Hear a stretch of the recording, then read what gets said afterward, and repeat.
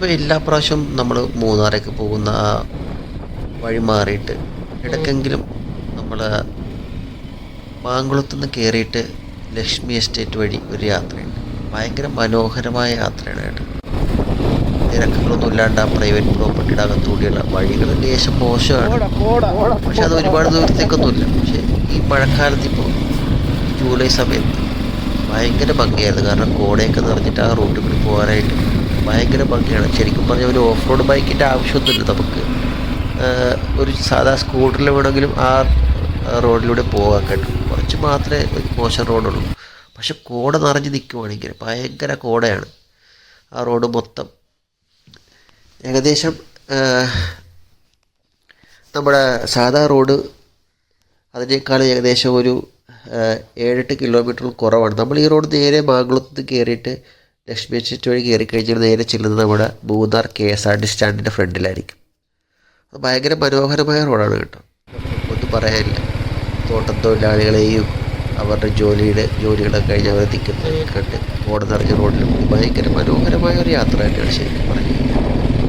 ഒരു പ്രാവശ്യമെങ്കിലും മൂന്നാർ പോകുന്ന ആൾക്കാർ ആ സാധാ റൂട്ട് മാറിയിട്ട് ഈ റോഡ് ഒരു പ്രാവശ്യമെങ്കിലും എക്സ്പീരിയൻസ് ചെയ്ത് നോക്കണം. നിങ്ങൾക്കും ഒരുപാട് ഇഷ്ടപ്പെടും. പോയ ആൾക്കാരുണ്ടെങ്കിൽ കമൻറ്റ് ബോക്സിൽ ഒന്ന് മെൻഷൻ ചെയ്യണം. പോയിട്ടില്ലാത്തവരുണ്ടെങ്കിൽ ഒരു പ്രാവശ്യമൊക്കെ എക്സ്പീരിയൻസ് ചെയ്ത് നോക്കണം. നമ്മൾ പ്രത്യേകിച്ച് പ്ലാനിങ്ങൊന്നും ഇല്ലാണ്ട് ഞാനൊരു കൂട്ടുകാരനായിട്ട് ഒന്നിച്ച് നമ്മൾ പഠിച്ച ആൾക്കാരൊക്കെയായിരുന്നു. അപ്പോൾ ഏകദേശം 4 വർഷത്തോളം കഴിഞ്ഞിട്ടാണ് നമ്മൾ ഒന്നിച്ച് കാണുന്നത്. 2 പേരും പുറത്തായത് കൊണ്ട് തന്നെയാണ് അയാൾ വരുമ്പോൾ ഞാൻ ഉണ്ടാകാറില്ല, ഞാൻ വരുമ്പോൾ ചിലപ്പോൾ അയാൾ ഉണ്ടാകാറില്ല. കാരണം അവരൊരു പുതിയ ബൈക്ക് വാങ്ങിയപ്പോൾ BMW. അപ്പോൾ അതായിട്ടാണ് നമ്മൾ യാത്ര. ഇരിക്കാനും ഒക്കെ ഭയങ്കര ഓക്കെയാണ്. കാരണം ഇന്ത്യയിലുള്ള ഹിമാലയനായിരുന്നു. അത് ഇരിക്കാനായിട്ട് അത്ര കംഫർട്ടബിൾ അല്ല. ഒരു 40 കിലോമീറ്റർ ആകുമ്പോഴേക്കും നമുക്കൊരു ബാക്ക് സൈഡൊക്കെ വേണ്ടിയിടും. അത് ഇതിലും കുറച്ച് കംഫർട്ടബിൾ ആണ് കേട്ടോ. എനിക്ക് ഈ ബൈക്കിൽ യാത്ര ചെയ്തപ്പോൾ തോന്നിയത് എൻ്റെ ഒരു പേഴ്സണൽ അഭിപ്രായമാണ്.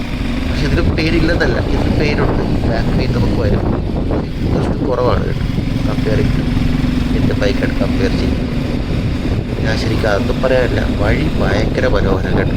പ്രാവശ്യവും നിങ്ങൾ യാത്ര ചെയ്യും ഭയങ്കര മനോഹരം. നിങ്ങൾക്ക് ഈ ഞാൻ പറയുന്ന എടുത്ത വീഡിയോയിൽ എത്രത്തോളം മനോഹരമാണ്. പക്ഷേ നമ്മുടെ സാധാരണ നഗ്നത്തിലെ കൊണ്ട് കാണുമ്പോൾ ഭയങ്കര മനോഹരം.